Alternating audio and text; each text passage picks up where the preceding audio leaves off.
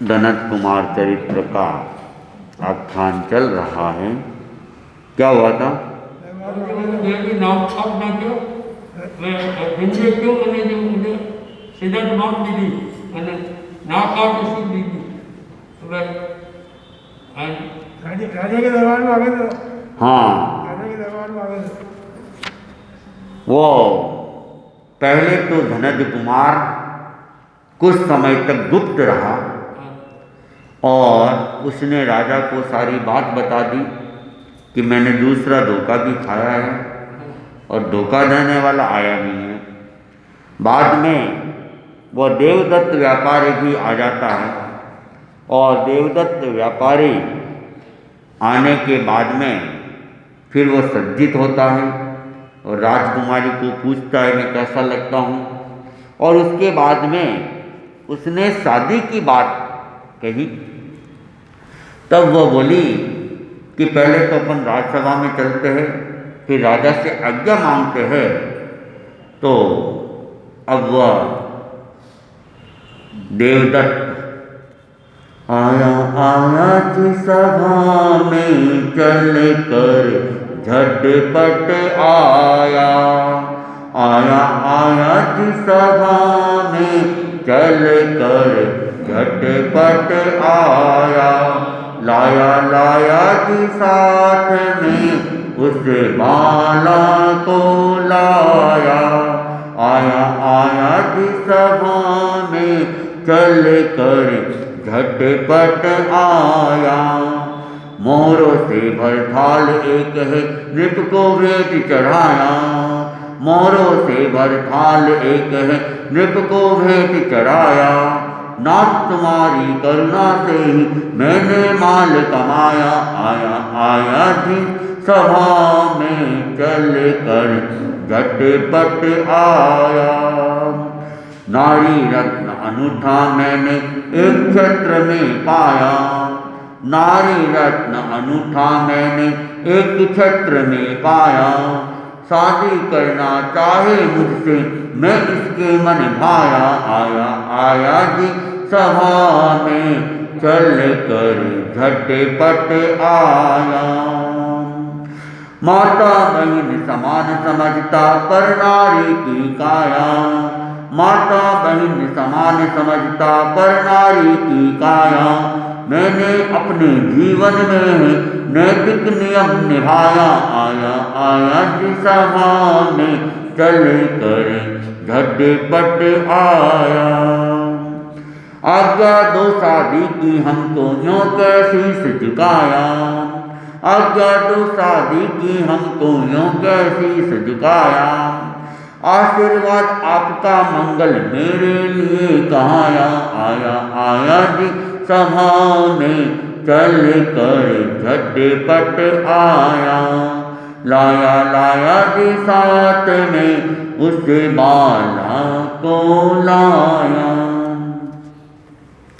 तो जब राजकुमारी ने कहा कि अपन पहले राजसभा में चले और फिर राजा की आज्ञा ले, तो वह झटपट तैयार हो गया और फटाफट वह राजसभा के अंदर आ जाता है और उस कन्या को भी वह साथ में लेकर आया।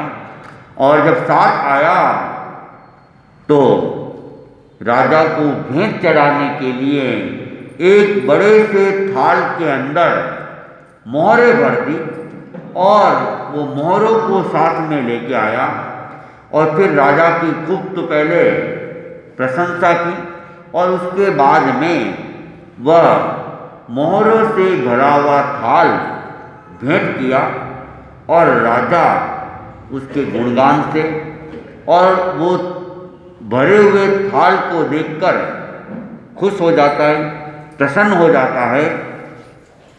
तब वो कहता है कि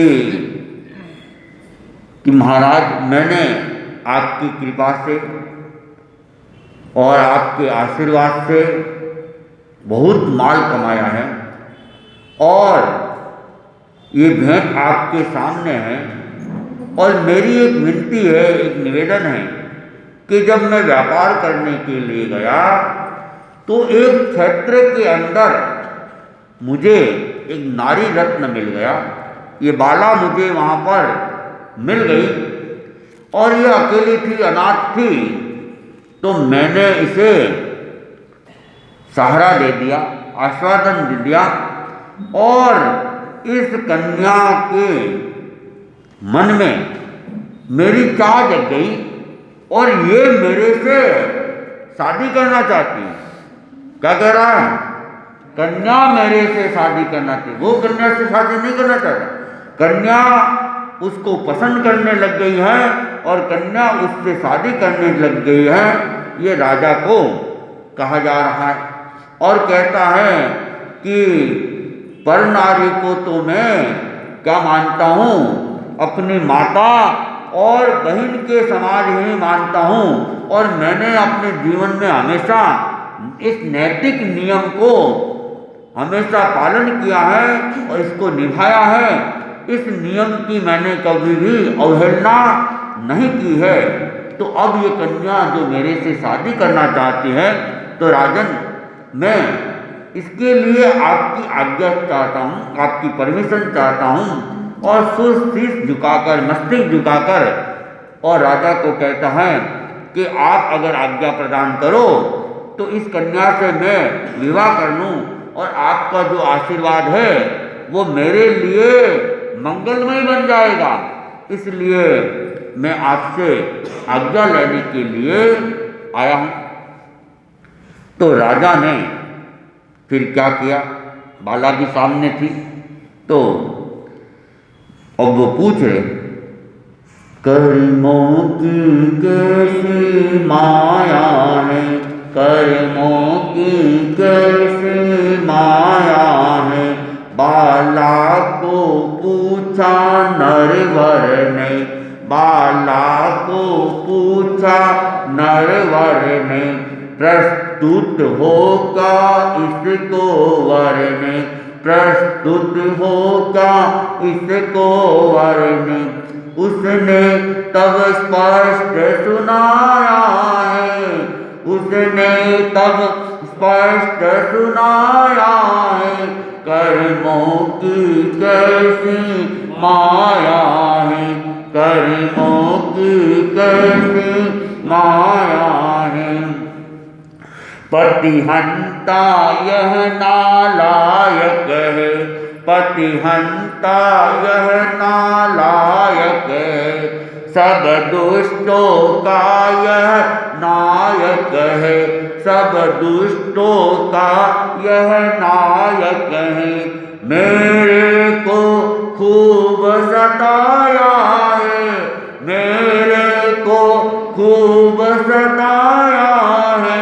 कर्मों की कैसी माया है, कर्मों की कैसी माया है। अब मेरा तुम उद्धार करो, अब मेरा तुम उद्धार करो। इस पापी का प्रतिकार करो, इस पापी का प्रतिकार करो। निर्भनाय निष्ठ कहलाया है, निर्भनाय निष्ठ कहलाया है। कर्मों की कैसी, कर्मों की कैसी माया है। पापी को सजा दिलाने को, पापी को सजा दिलाने को। करने का मजा चखाने को, करने का मजा चखाने को। मैंने यह खेल रचाया है, मैंने यह खेल रचाया है। कर्मों की कैसी माया है, कर्मों की कैसी माया है। फिर अग्नि स्नान करूंगी मैं, फिर अग्नि स्नान करूंगी मैं। जी करता शीघ्र मरूंगी मैं, जी करता शीघ्र मरूंगी मैंने संकल्प बनाया है, मैंने संकल्प बनाया है, कर्मों की कैसी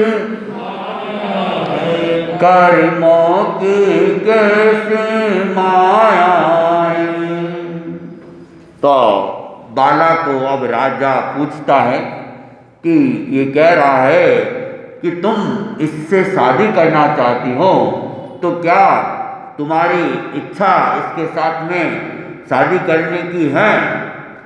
तो अब कन्या ने राजा को एकदम साफ साफ स्पष्ट बात कह दी कि राजन, ये तो क्या है,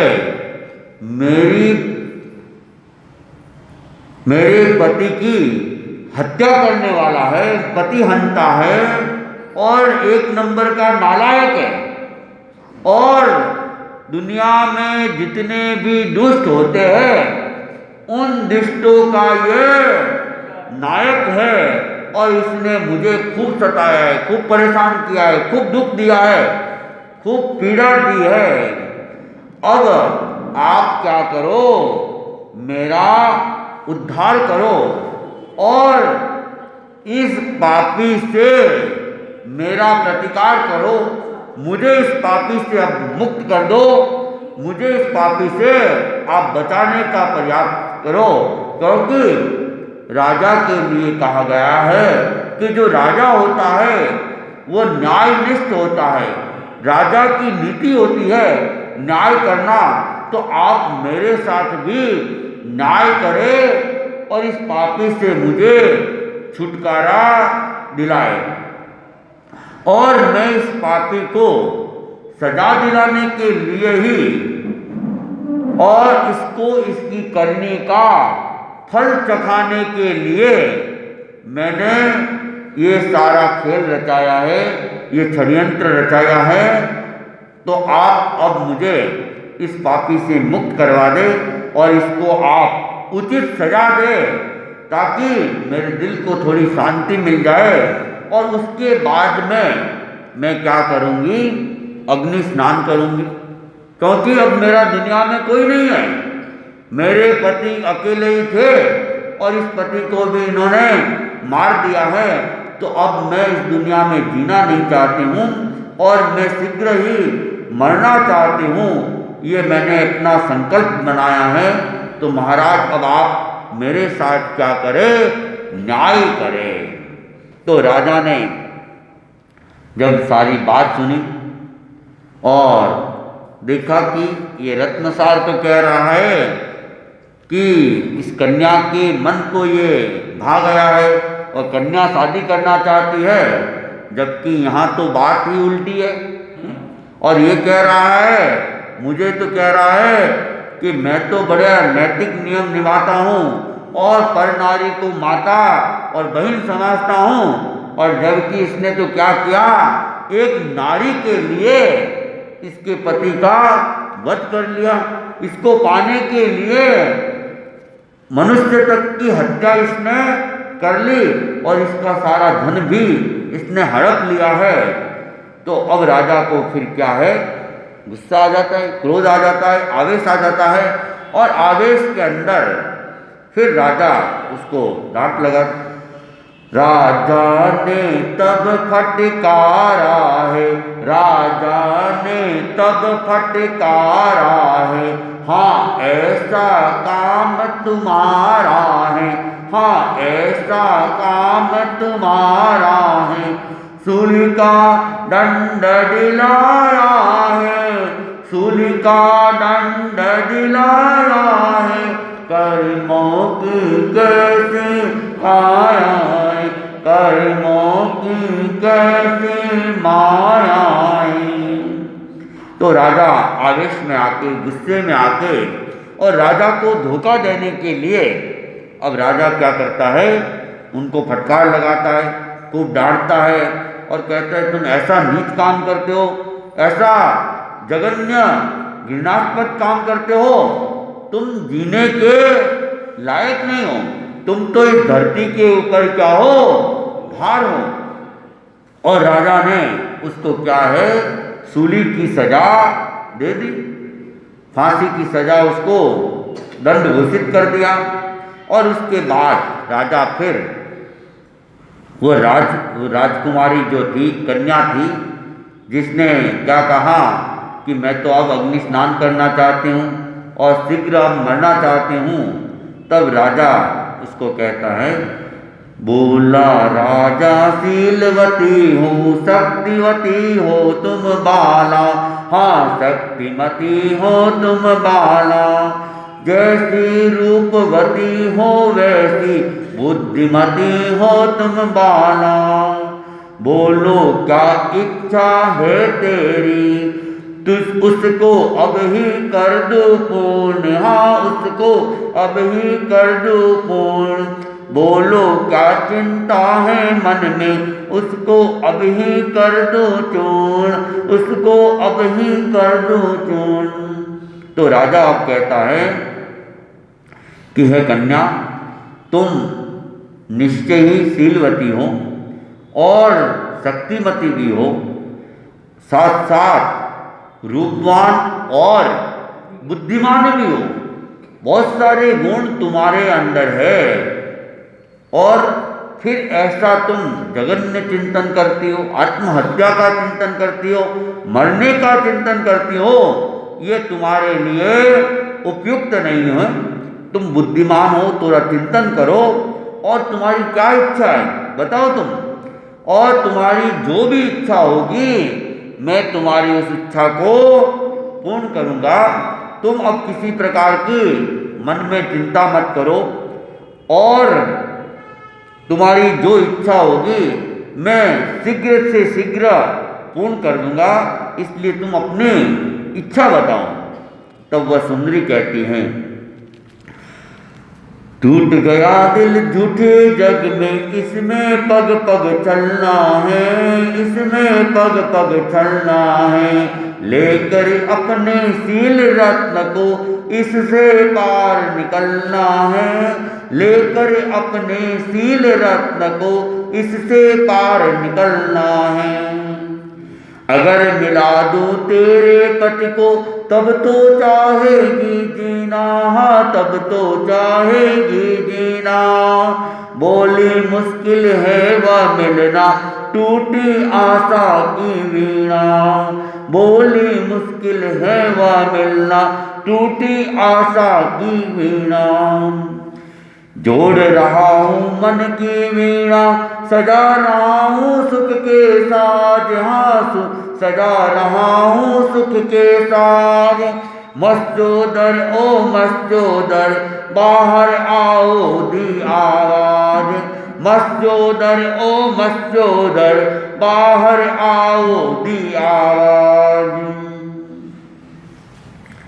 तब वह कन्या कहती हैं कि अब मेरा जो दिल है वो टूट गया है, ये जग क्या है, झूठा है, और यहाँ पर पग पग पर छलना है, माया है, कपट है, इसलिए अब मेरी जीने की कोई इच्छा नहीं है, और मैं तो चाहती हूँ कि मेरा शील रत्न सुरक्षित रह जाए, और इसको सुरक्षित रखने के लिए ही अब मैं मरना चाहती हूँ, अब मेरी जीने की कोई भी इच्छा शेष नहीं है। तब राजा कहता है कि अगर मैं तुम्हारे पति को मिला दूं तब तो तुम जीना चाहोगी, अगर मैं तुम्हारे पति की खोज करवा लूं, पति से मिलन करवा दूं, तब तो तुम जीने की इच्छा रखोगी। तब वह कहती है कि अब ये काम मुश्किल है, क्योंकि इस दुष्ट ने मेरे पति को समुद्र के अंदर धकेल दिया था, तो भला समुद्र में गिरने वाला बच पाए, ये कैसे संभव है। मुझे अब ये बड़ा मुश्किल लग रहा है, ऐसा होना नहीं है, इसलिए मेरी जो आशा की वीणा है वो अब टूट चुकी है। अब मुझे कोई आशा नहीं है कि मुझे मेरा पति मिल पाएगा, इसलिए मुझे तो आप अब क्या है, मृत्यु की आज्ञा दे दे, मरने की आज्ञा दे दे।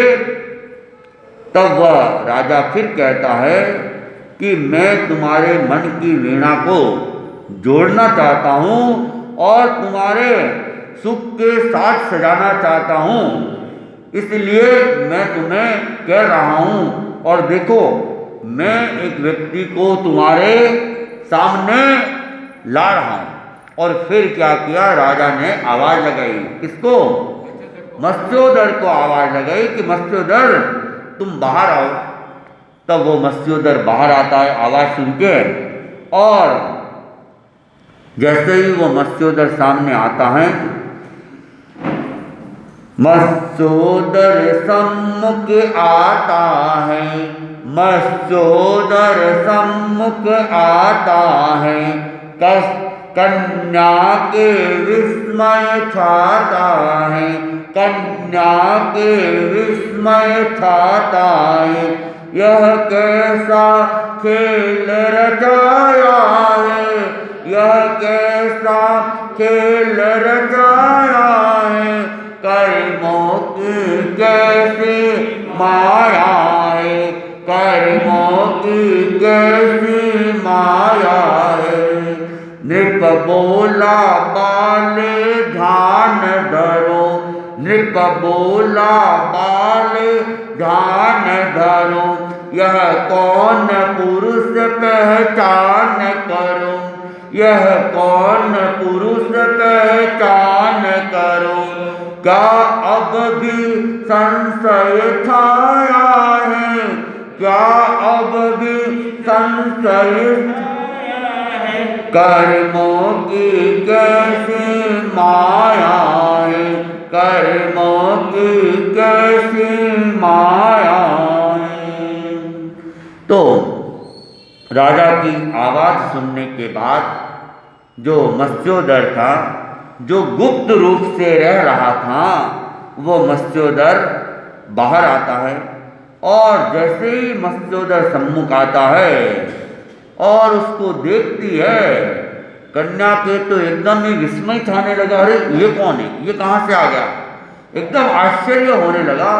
अरे इसको तो समुद्र के अंदर गिरा दिया गया था, फिर ये कैसे यहाँ पहुँच गया, और एकदम ये कैसा खेल निराला हो रहा है। कन्या के कुछ भी समझ में नहीं आ रहा था। तब राजा बोला कि तुम ध्यान धरो, ध्यान से देखो ये कौन है पुरुष, इसकी तुम पहचान करो, और क्या अब भी तुम्हारे मन में संशय है, ये तुम्हारा पति नहीं है, ऐसा तुम सोच रही हो। तो जब राजा ने उसको ध्यान धर के देखने के लिए कहते हैं, तो फिर देकर ध्यान निहार रहे, फिर देकर ध्यान निहार रहे, क्या निश्चित धनज कुमार यही, क्या निश्चित धनज कुमार यही, या छलिया कोई आया है, या छलिया कोई आया है, कर्मों की कैसी माया है, कर्मों की कैसी माया है। तो वो कन्या वो ध्यान से उसको निहार रही है, गौर से देख रही है, और फिर सोच रही है कि वास्तव में धनज यही है क्या, ये निश्चय में धनज कुमारी ही है, या और कोई रूप बना के आ गया है, कोई छलिया है, कोई मायाजाली है, कोई इंद्रजाली है, और मुझे फिर कोई एक बार धोखा देना चाहता है। तो वह चिंतन भी कर रही है, देख भी रही है, क्योंकि वह कन्या अपने आप में शीलवती थी, और जो शीलवती होती है वह अपने पति के अलावा किसी की चाह नहीं करती है। कहा भी गया है, पतिव्रता पति को भजे और न आन सुहाय, सिंह भूखा मर जाए तो भी घास न खाए।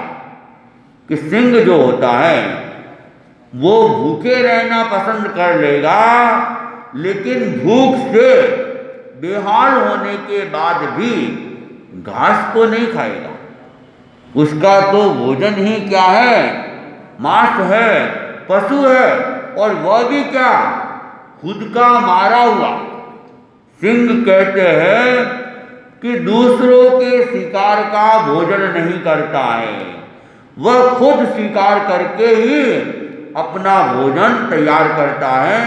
वैसे ही कहा गया कि जैसे सिंह भूखा रहना मंजूर कर लेगा लेकिन घास नहीं खाता है, वैसे ही पतिव्रता नारी अपने पति के अलावा कितना ही सुंदर पुरुष हो, रूपवान हो, धनवान हो, वो उसकी चाह नहीं करती है। तो ये कन्या भी किसी दूसरे की चाह नहीं कर रही है। और जब धनद जैसा ही दिखने लगा तो गौर से ध्यान देकर वह देख रही है और चिंतन कर रही है कि वास्तव में ये मेरा पति धनद कुमार है या और कोई छलिया आया हुआ है जो मुझे छलना चाहता है। इस चिंतन में वह लीन है और वह सोच रही है, आकार अनेकों का मिलता, आकार अनेकों का मिलता, आकार अनेकों को चलता, आकार अनेकों का चलता, कितनों ने धोखा खाया है, कितनों ने धोखा खाया है, कर्मों की कैसी माया है, कर्मों की कैसी माया है। यों मौन खड़ी है सोच रही है, यों मौन खड़ी है सोच रही है, निप बोला का आलोच रही, निप बोला का आलोच रही, निज प्रिय को भी विसराया है, निज प्रिय को भी विसराया है, कर्मों की कैसी माया है, कर्मों की कैसी माया है। तो वह कन्या वह सोच रही है कि आकार से तो अनेक लोग एक जैसे हो सकते हैं, मिल सकते हैं, और आकार के भरोसे तो अनेकों अनेकों व्यक्ति छले गए, छल जाते, माया में आ जाते, कपट में आ जाते हैं, भुलावे में आ जाते हैं, और उसके कारण से फिर धोखा भी खा जाते हैं। इसलिए केवल आकार के आधार पर ही मैं इसे अपना पति स्वीकार कर लूं, यह तो ठीक नहीं है।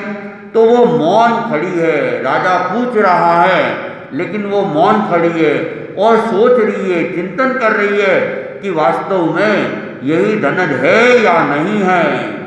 तो राजा भी कह रहा है, अरे क्या बात है कन्या, तुम अपने प्रिय पति को भी भूल रही हो क्या? तुम उसको भी पहचान नहीं पा रही हो। तो राजा अब उसको बार बार पूछ रहा है और वह भी सोच रही है, लेकिन वह अभी तक कोई निर्णय नहीं कर पाई है। और कहा है कि मार्गदर्शक क्या करेगा यदि मन में द्वंद्व है, मार्गदर्शक क्या करेगा यदि मन में द्वंद्व है, और कुशल शिक्षक क्या करेगा यदि बुद्धि मंद है, कुशल शिक्षक क्या करेगा यदि बुद्धि मंद है। निमित्त की अपेक्षा उपादान ज़्यादा जरूरी है, निमित्त की अपेक्षा उपादान ज़्यादा जरूरी है। हजार सूरज भी क्या करेगा यदि आंखें बंद है, हजार सूरज भी क्या करेगा यदि आंखें बंद हैं।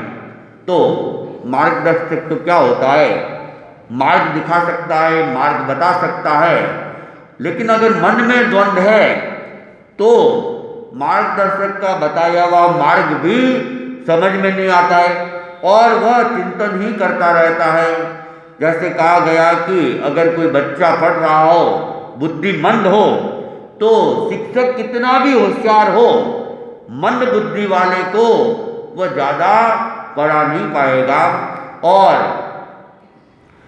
आंखें अगर बंद होती है तो हजार हजार सूरज भी आ जाए तब भी कुछ दिखाई देने वाला नहीं है। तो अब ये द्वंद्व इस कन्या के मन में छाया हुआ है। राजा भी इसको बार बार पूछ रहा है, लेकिन कन्या अभी चिंतन कर रही है, तो उसको धैर्य के साथ चिंतन करने देते हैं। वो क्या सोचती है, क्या चिंतन करती है और क्या आगे वह निर्णय लेगी, इसका वर्णन हम आगे सुनेंगे। अब मेरा